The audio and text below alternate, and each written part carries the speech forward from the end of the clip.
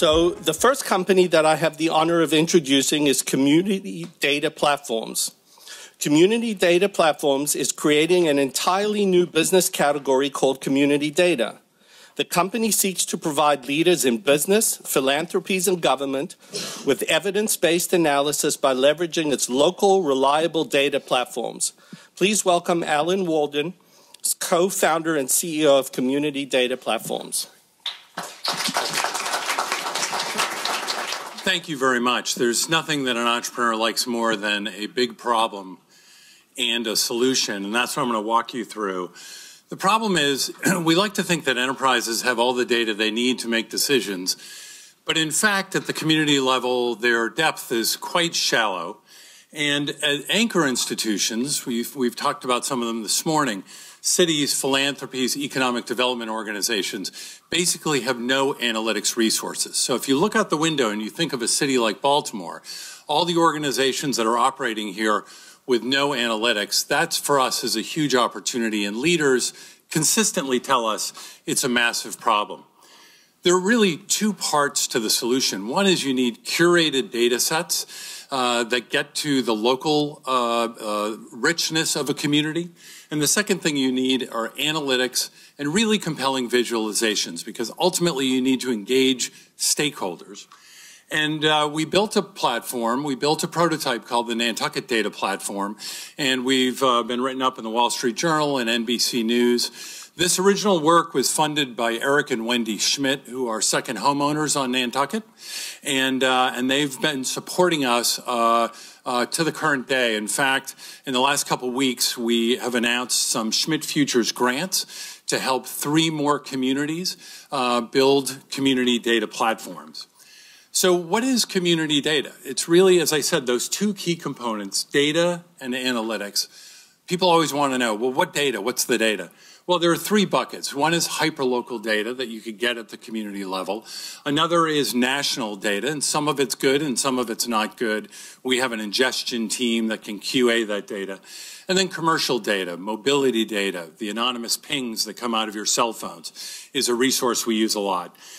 And some community organizations and some enterprises have data sources, but particularly at the community level, they do not have analytics. And many leaders say, I don't need data, I need analytics. In fact, they don't have good data either. But you need that combination of 2, and that's what we've been doing. In terms of 3 quick use cases, on the enterprise side, there's no surprise that data analytics is growing as a service for enterprises. The questions these enterprises have are literally unending. And we can offer micro-targeting by describing a place like Baltimore in a way that JetBlue or Walmart or Citibank couldn't understand. We're working with all of the logos you see at the bottom to deliver community analytics. In terms of economic development, this is the #1 issue for obviously economic development professionals, but also for mayors and anyone who cares about the health of a community. They care about workforce, they care about predictive analytics. But as one example, an airport authority said to us, we want to understand in-demand underserved air routes. We used mobility data. The answer was Philadelphia. American Airlines added a flight. It'll have a $1.3 million impact on the community. Government and philanthropies have an unbelievable number of questions around population, budgeting, infrastructure. Just to give you a couple quick examples, on the infrastructure side, Nantucket was doing a 25-year master plan, a $250 million capital improvement, and their population estimates were off by greater than 30%. So imagine needing the bigger sewer pipe, but installing the smaller sewer pipe. These are huge mistakes that leaders can make. And then on the philanthropic side, everyone talks about program effectiveness. How do you measure that? And Wendy Schmidt had a great quote, which is, we can't serve a community we can't understand. So our business model is, in the simple view, it's about subscriptions to community organizations like economic development agencies, hospitals, and then it's really about licensing these data assets. So imagine we're in 50 communities, Citibank, JetBlue, et cetera, will want to license those assets. We have 1 prototype with Schmidt. We'll be scaling to 5 this year, and we'll have 5 enterprise engagements, and the goal is to simply double over the coming years. This is a product page, so we've developed 9 products that you can see here, and we can scale these to multiple communities. And so we're raising $3 million to support R&D, to grow revenue, and to really get some champions out there who will tell the story of community data platforms. Our goal is 50 communities over 5 years.